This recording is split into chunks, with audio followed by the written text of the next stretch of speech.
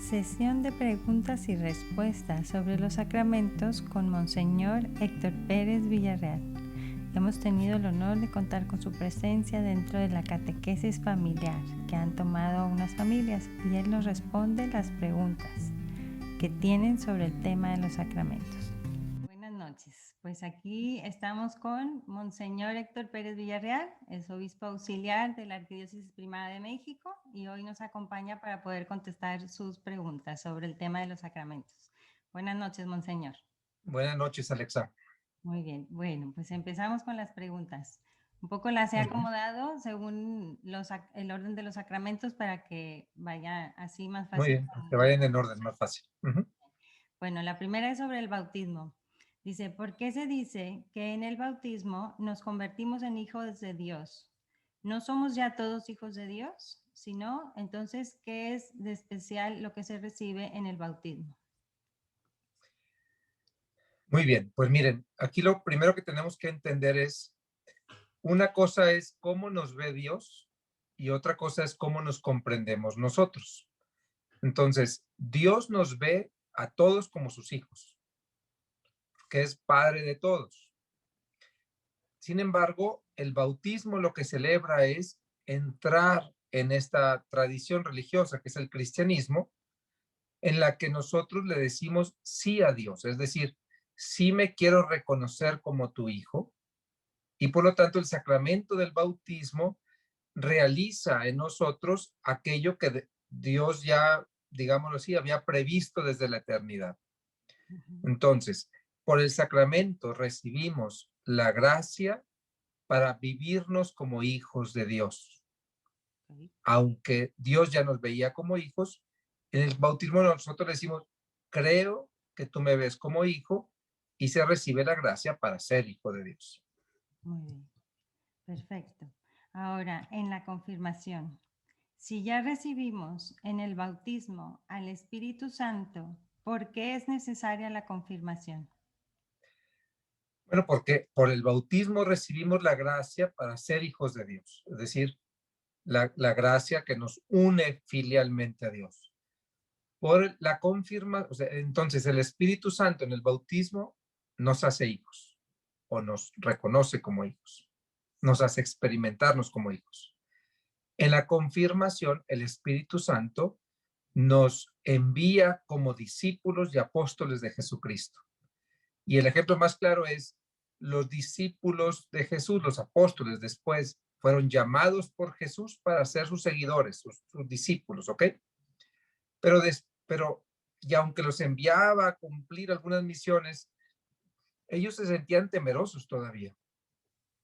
Sin embargo, cuando sucede ya el misterio completo con la muerte y resurrección, reciben el Espíritu Santo y son confirmados por Dios y capacitados por el Espíritu para ser los apóstoles o sea, es decir, los enviados de este evangelio, el evangelio de Cristo. Entonces, la confirmación, por la confirmación recibimos el Espíritu Santo para dar testimonio de Cristo. En el bautismo recibimos el Espíritu Santo para ser hijos de Dios. Son dos gracias diferentes. Bueno, a esa respuesta que tú nos das ahora está ligada, Monseñor, esta parte que dice, si esto es el efecto de ese sacramento, ¿por qué no esperar a que sean más grandes para confirmarse, para que sean más conscientes, para que sean más maduros para realizar esta misión? Bien, esta es una reflexión que, digo, la pregunta es muy lógica y es una reflexión que está sucediendo hasta el día de hoy en la iglesia. Para que lo entendamos, por ejemplo, en un principio, por muchos siglos, por más de 10 siglos, se bautizaban y se confirmaban al mismo tiempo. Es decir, de bebitos, los bautizaban y los confirmaban.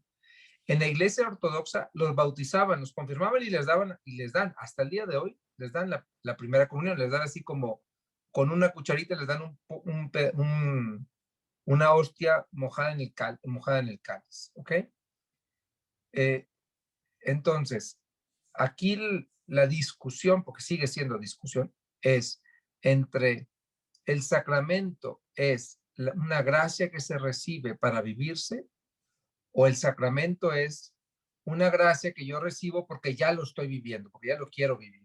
¿Ok? Tengo que decir esto porque así como el día de hoy se da antes de la primera comunión, yo lo recibí después de la primera comunión. O sea, bueno, para mostrar, y es más, hasta el día de hoy, en algunas diócesis es antes de la primera comunión y en otras diócesis es después de la primera comunión. Entonces, es una discusión. Les voy a dar las dos razones, que todos tienen un parte de razón. La razón de quienes lo dan antes es, la lógica es, yo soy hijo por el bautismo, soy apóstol, discípulo y apóstol por la confirmación, y por lo tanto, para cumplir con esa misión de ser apóstol, recibo la primera comunión, el alimento para ser apóstol, ¿ok? Y entonces, por ello, quienes reflexionan así lo piden antes de la primera comunión. Y quienes lo dicen así, la confirmación no es yo confirmo que creo en Dios, sino es Dios me confirma que me quiere como apóstol, ¿ok? Quienes lo ponen después, hacen no, ninguna está en contra de la otra, ¿eh? Nada más es en dónde quieres hacer el énfasis.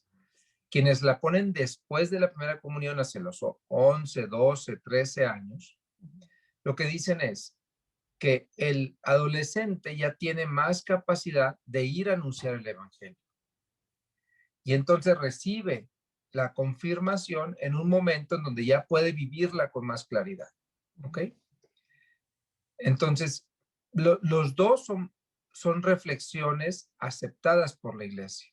Unos tienden a aceptar una, otros tienden a aceptar la otra. En cada diócesis te tienes que sujetar a lo que el obispo de esa diócesis haya prefiera reflexionar, al fin y al cabo, ¿no?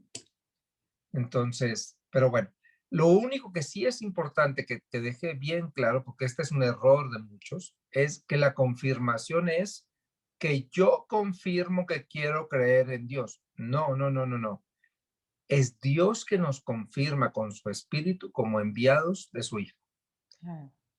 Entonces, eso es lo importante a recalcar. Si lo vives antes de la primera comunión o después, va a depender un poco de dónde vives, pero en los dos se dice lo mismo. La confirmación no es, porque así a veces me lo dicen, no, es que ya está consciente para confirmar que quiere seguir a Dios. No, no somos nosotros. El origen del sacramento está en Dios y es Dios quien nos envía su espíritu y nos confirma como sus apóstoles. Okay. Muy bien, monseñor. Bueno, aquí voy a meter un poco de mi cuchara. Quiero completar. En el grupo hay algunas niñas que pertenecen a Perseverantes o de otras comunidades que han querido unirse a la catequesis familiar, que es para papás. Okay. A ellos, ¿tú qué les podrías decir? ¿Cómo pueden vivir ellos plenamente este sacramento? O sea, ¿cómo es que son testigos en su vida diaria? ¿En qué acciones? O sea, ¿a qué están llamados a hacer en su edad? Ok, miren, bueno, todos estamos llamados a ser testimonio del amor de Cristo. Obviamente que una niña, un niño o un adolescente tiene responsabilidades como adolescente, por ejemplo, ser una buena hija, ser una buena hermana o hermano, hacerle caso a tus papás, no pelearte con Bueno, desde ahí ya se empieza a dar un testimonio de tu fe. Vives diferente a como viven los que no creen o los que no quieren aceptar el Espíritu. No significa vivir perfectamente, porque los mayores también tienen el Espíritu Santo y también se equivocan. Pero sí significa esforzarte por tratar de ser testigo de que tú ya crees en Jesús. Y como Jesús está en tus papás, los obedeces. Y como Jesús está en tus hermanos, pues los amas. Y como Jesús está en tu prójimo, pues tratas de ayudarle. Entonces, la confirmación se vive cuando el niño, la niña o el adolescente se, se da cuenta que hay alguien afuera de sí mismo a quien también puede obedecer, amar, escuchar, perdonar, etc. Muy bien, perfecto. Ahora sobre la comunión. Dice, ¿cómo supieron los apóstoles que había que realizar la consagración todos los días, no solo en la Pascua? Bueno, esto no, a ver, los apóstoles no celebraron la misa todos los días. La misa todos los días se celebra hasta más o menos 500 años después de Jesucristo, 450 años después de Jesucristo, ¿ok? La misa era dominical, porque se celebraba el Día del Señor. Cuando esto se empieza a ser una experiencia ordinaria, es decir, que todo el mundo, toda la realidad que lo rodeaba era cristiano. Acuérdense que los primeros 315 años fueron perseguidos. A partir del 318 fueron no perseguidos, digámoslo así, tolerados. A partir del 365 fueron o eres cristiano católico o no puedes tener ningún puesto público. Ya se hizo legítima, vamos a decirlo así, es la única religión del Imperio Romano. Y entonces, conforme la religión fue siendo parte de la vida ordinaria, la reflexión de la iglesia fue queriendo extender la experiencia dominical a todos los días. ¿Ok? Después empezaron las experiencias de la vida religiosa y en la vida religiosa también dijeron, bueno, si la oración perfecta es la Eucaristía, entonces vamos a celebrarla todos los días. Si la celebraban solamente los religiosos, es decir, aquellos que estaban en monasterios, que no existían antes del año 400, ¿ok? Entonces, ha sido un aprendizaje. Los apóstoles no celebraban la misa diaria, pero muchas cosas en la iglesia han sido un aprendizaje, que no está peleado con el pasado, sino van entendiendo y asumiendo una experiencia del pasado y la van actualizando, ¿de acuerdo? Entonces, ¿por qué celebrar la misa diaria? Pues yo empezaría al revés. ¿Y por qué no? Ajá. Si Dios nos permite celebrar su presencia todos los días y poder experimentar su presencia al comulgarlo todos los días y escuchar su palabra todos los días, ¿por qué no lo voy a hacer? ¿Ok? Esa fue la reflexión que fue ganando en la iglesia y por eso se quedó la misa diaria entre nosotros. Ah, muy bien. ¿Y cómo supieron que había que confesarse para poder comulgar?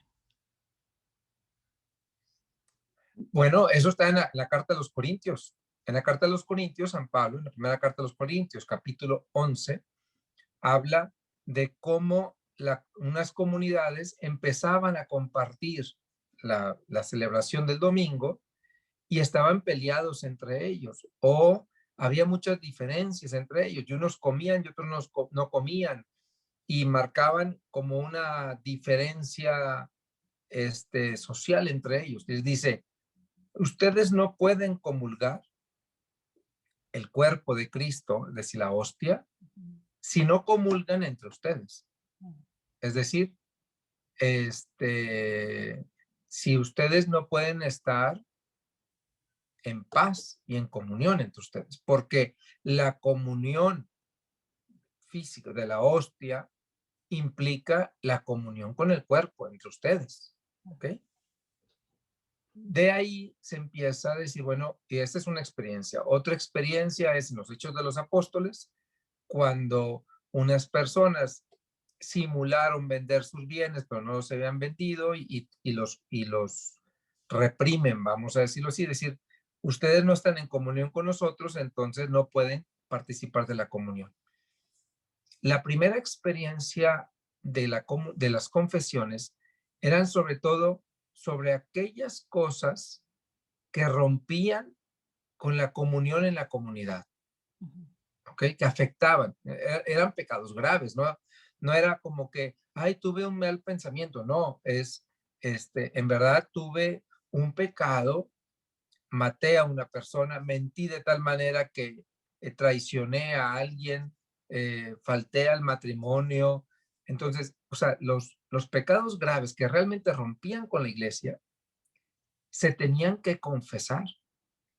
Las confesiones, los primeros 3 siglos, para que den gracias a Dios el día de hoy, eran públicas, Tenías que decir, yo cometí adulterio con esta otra mujer que está en la comunidad, ¿no? Y a los dos les imponían públicamente una penitencia y después el obispo daba la absolución y les decía, después de tantos meses, si hacen penitencia, son otra vez aceptados en la comunidad, porque los pecados eran ofensas a la comunidad. Claro. Cuando, vuelvo a insistir, cuando la iglesia ya después fue la vida ordinaria, entonces ya se empezó a ver que, bueno, pues no hay que decirle a toda la comunidad, porque decirle a toda la comunidad, antes era decirle a una pequeña comunidad de cristianos, pero después decirle a toda la comunidad era decirle a todo el pueblo de Dios, digo, a todo el pueblo en completo, ¿no? Entonces, pues muchos empezaron a decir, oigan, ¿saben qué? Mejor ustedes, sacerdotes o obispos, escuchen los pecados, ustedes pongan la penitencia, ustedes perdonen los pecados, nosotros ya no queremos saber. Claro. Y así comenzó la confesión personal, donde el sacerdote o el obispo escucha la confesión. Lo hace a nombre de Cristo y a nombre de la comunidad. Cuando un sacerdote está sentado en un confesionario, está representando a Cristo y a la comunidad. Porque en teoría toda la comunidad tendría que escuchar, pero imagínense que la comunidad del día de hoy escuchara la confesión de todos ustedes, ¿verdad? Entonces, yo creo que todos estamos de acuerdo en que estamos mejor así, ¿verdad? Y entonces, lo que está de fondo es, no puedo estar peleado con Dios o con la comunidad y comulgar el cuerpo de Cristo, porque el cuerpo de Cristo es Dios y es la comunidad. Porque el cuerpo de Cristo no es nada más Cristo que está en la eternidad, es también la iglesia. Pelearme con alguien de la comunidad o pelearme con Dios me impide poder comulgar. Sería una hipocresía, por decirlo de una manera. Uh-huh. Ahora del matrimonio. Dicen, ¿por qué se les da una bendición a las parejas que se vuelven a casar? Los padres que le dan una bendición a una pareja que se vuelve a casar cometen un error y van en contra de la iglesia, porque confunden. De hecho, hay una norma específica que pide que no lo hagan. Algunos, bueno, son amigos y les duele el corazón y lo quieren hacer, pero no se debe de hacer. Ahora,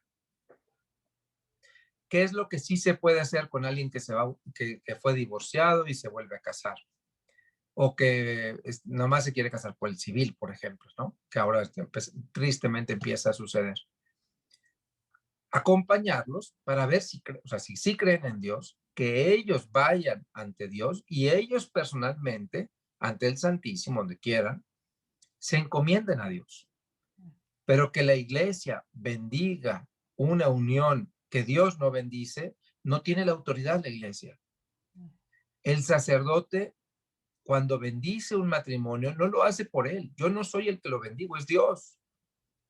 Porque el que dio la vida a esos dos esposos es Dios. Miren, en el sacramento del matrimonio, ¿por qué es la bendición? ¿Por qué tiene sentido la bendición de Dios?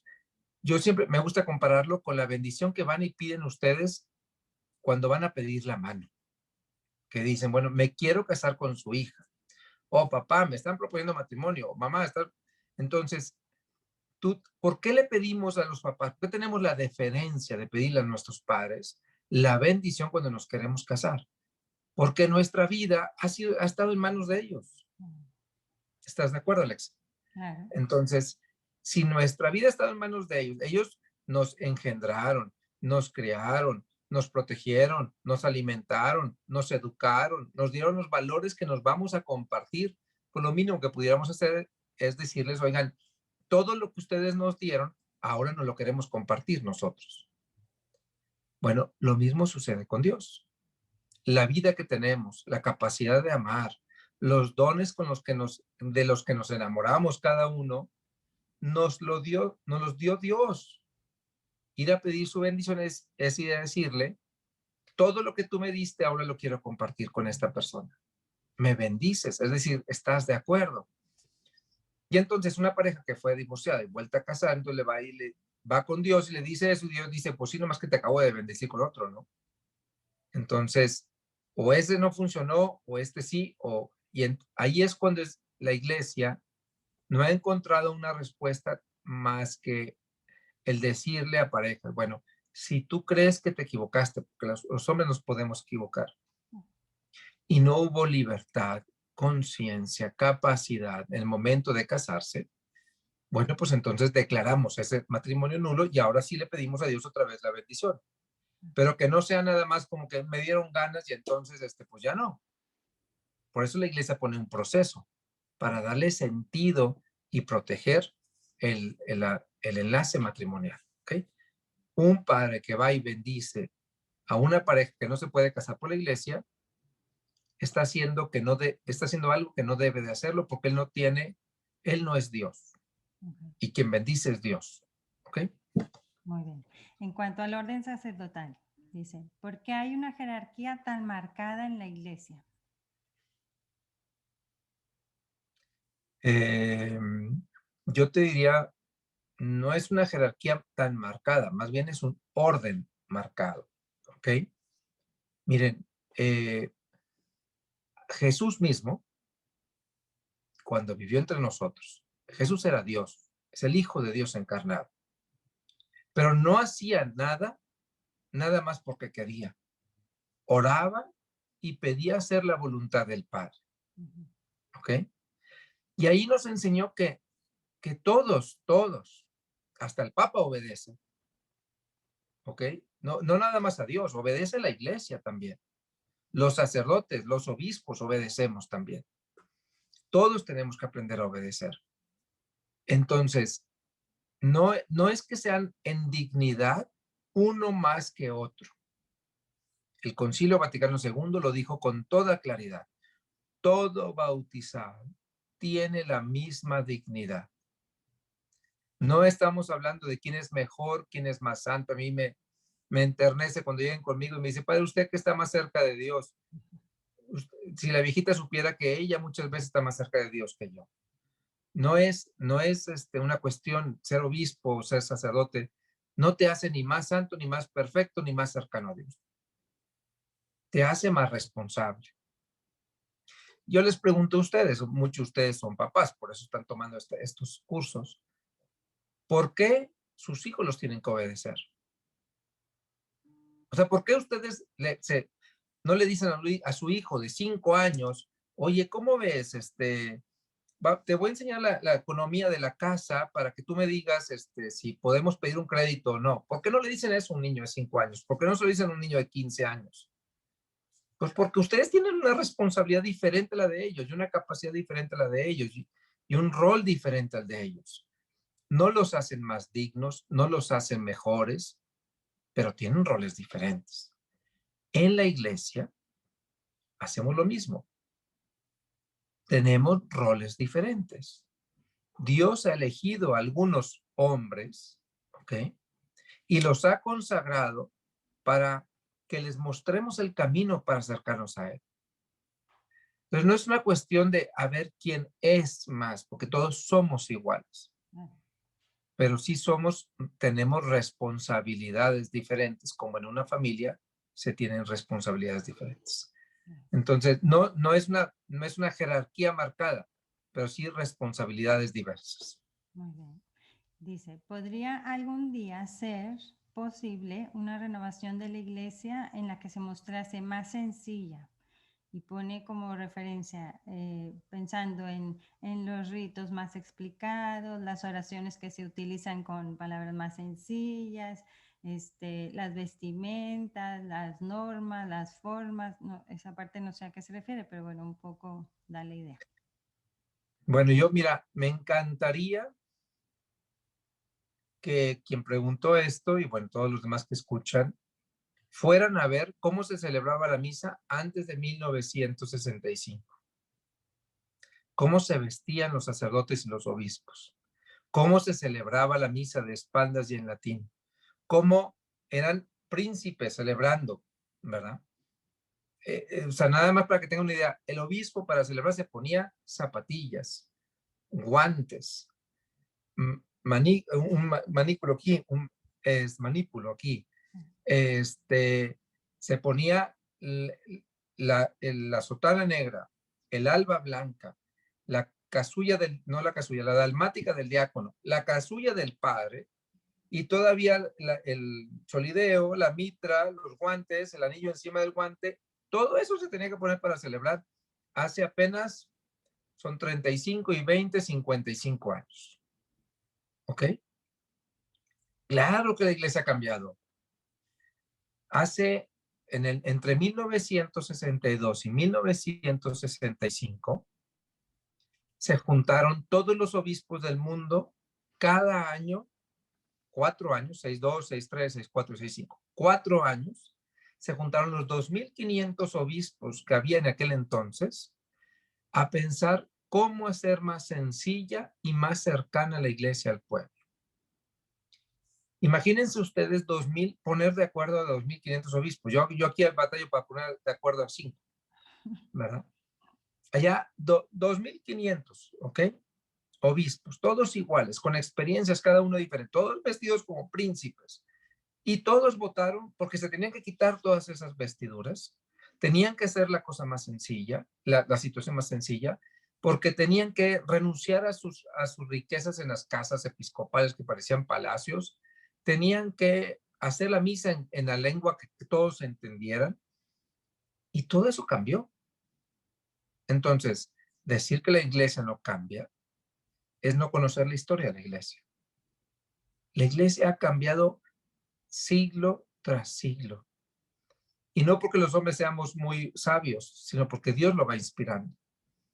Si el día de hoy todavía no entienden los ritos, acérquense a conocerlos. No es muy difícil entenderlos. No necesitas ser doctor en teología para entender los colores, para entender las posiciones, los gestos de me hinco, me paro, me siento. O sea, no hay mucha ciencia, ¿eh?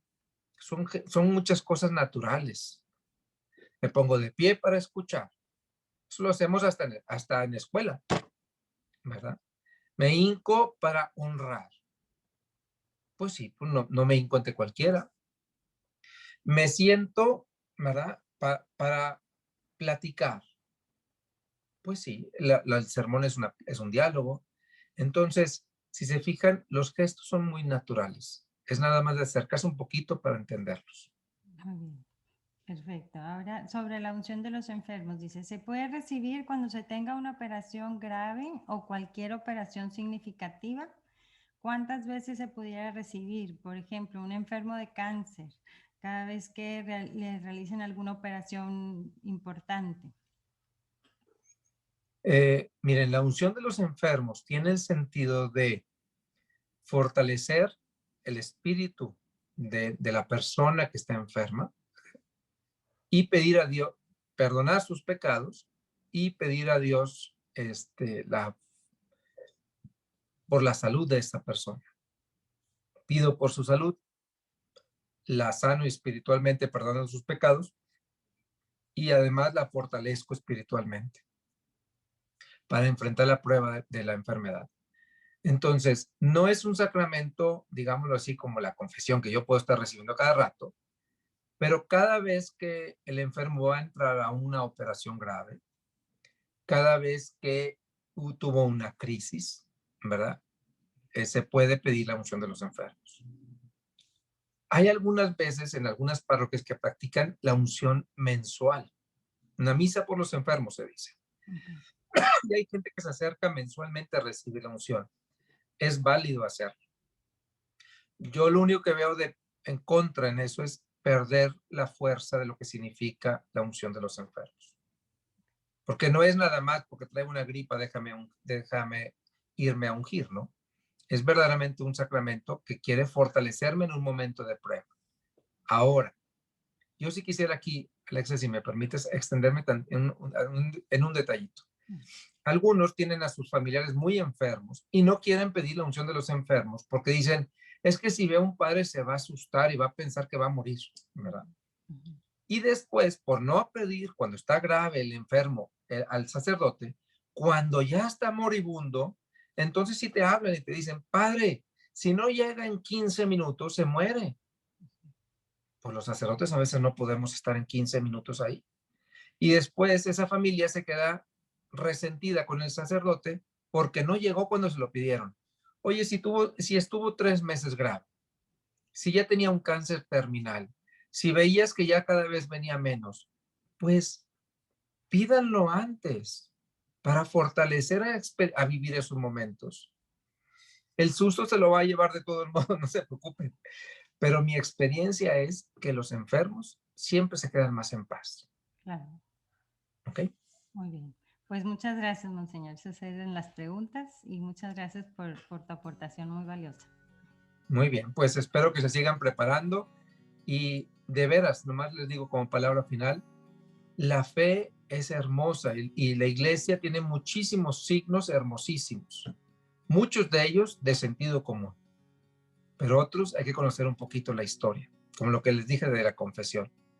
Entonces, acérquense, es su fe, es lo que les va a servir para unirse más a Dios. Al fin y al cabo, cuando lleguen al cielo, no les van a preguntar si se saben toda la doctrina de la iglesia, les van a preguntar, bueno, ¿y lo que te ofrecí te sirvió para amar? Y tú le vas a decir, no, pues es que nunca supe lo que me ofreciste, porque no lo conociste. Todo lo que hace la iglesia es para que tú puedas amar mejor a tu familia, a tu prójimo y al mundo entero. Entonces no dejen de seguir profundizando y aprovechen esta preparación, pero sobre todo sigan buscando cómo prepararse más, conocer más y así amar más a la iglesia y a Dios. Muchas gracias, Alexa. No sé si quieras cerrar, Monseñor, dándonos la bendición. Claro que sí. Con mucho gusto. Que el Señor esté con ustedes. Pues, y la bendición del Señor de la vida, Padre, Hijo y Espíritu Santo, descienda sobre ustedes, sobre sus familias y permanezca para siempre. amén.